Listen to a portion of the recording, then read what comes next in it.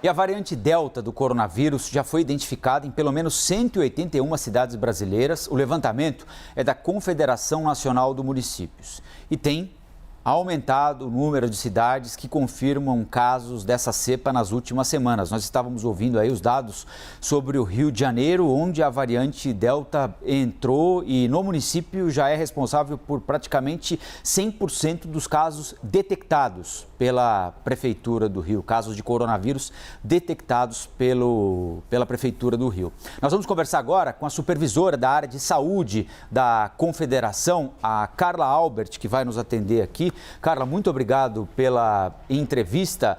Há alguns meses houve tentativa de alguns municípios de fazer barreira sanitária contra a variante Delta. A gente tem acompanhado a situação no Rio de Janeiro, né? A coisa piorando por lá, aumentou o número de casos, aumentou o número de mortos, pessoas internadas.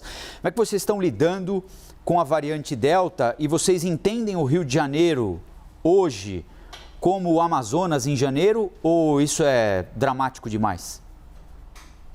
Bom dia, Rafael, a ti e a todos que estão nos ouvindo. Nessa última pesquisa, uma pesquisa semanal que a Confederação Nacional de Municípios tem realizado, já são 24 edições dessa pesquisa semanal. Nesta, especificamente, tivemos esse indicativo de 181 municípios dos 2.350 que responderam, indicando, sim, a presença da variante Delta, né? Que são esses 181, né, cidades em número. É um dado que é praticamente o dobro, né, se comparado à semana anterior, à pesquisa anterior, e nos chamou a atenção. Sem dúvida que pelos boletins epidemiológicos, o Rio de Janeiro, neste momento, é o que, pelo menos registrado, tem a maior, né, concentração dessa variante. Quanto à comparação, né, com o que foi o Amazonas, eu acho que essa análise seria muito precipitada neste momento, né?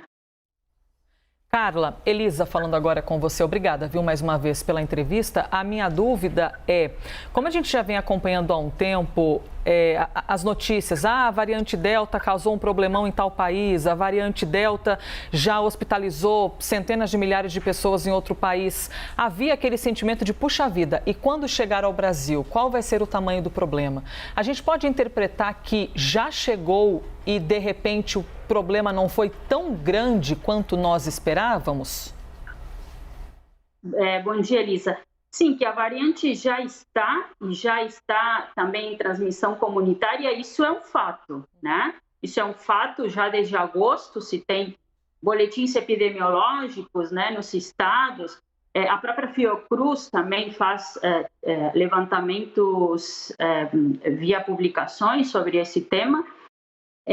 Sim, o estado de alerta quanto aos desdobramentos, quanto aos impactos da variante Delta, ele é cotidiano, né? Se tem, eu acho muito importante frisar que se tem algo que esta gestão da pandemia nos ensinou, é que nada para combate, para enfrentamento ao coronavírus, nada é fixo, né?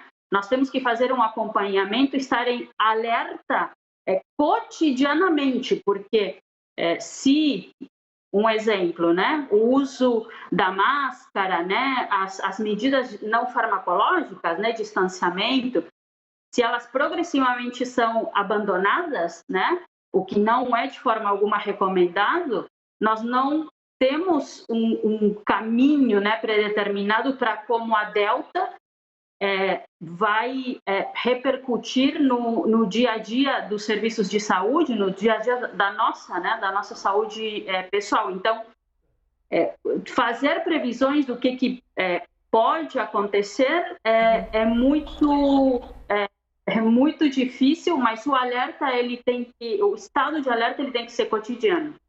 Agora, Carla, ao mesmo tempo em que nós nos preocupamos com o avanço da variante Delta, para além do Rio de Janeiro, ela já está em 181 cidades pelo menos, mas de maneira mais possível de ser observada com nitidez no Rio de Janeiro, a gente também caminha com a vacinação, né? Que parece ganhou uma atração um pouco melhor, com o outro solavanco aqui ou acolá, né?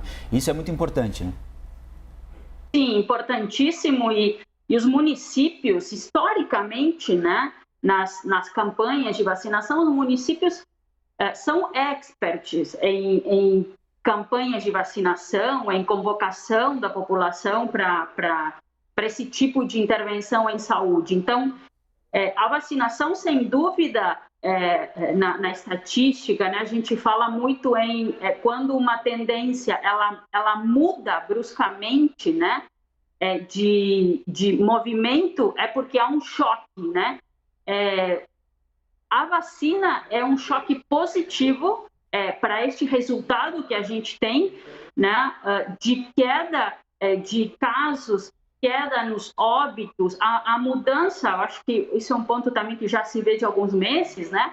A mudança, por exemplo, do perfil das pessoas internadas em UTI, a idade das pessoas, ela se alterou ao longo de 2021. A vacinação, sem dúvida, é o grande ponto e de fato, como disseste, Rafael, tivemos problemas e podemos vir também enfrentar outros problemas quanto à distribuição, quantitativo de vacinas, né? Mas há uma injeção, por assim dizer, de uma maior quantidade e de periodicidade da distribuição das vacinas aos municípios, se comparados, né, ao início, né, de 2021. Carla Albert, desculpa, Elisa. Imagina, eu também que tive um delay aqui, Saúde, né? Da Confederação Nacional dos Municípios. Obrigado pela entrevista aqui para a CNN. Até uma próxima.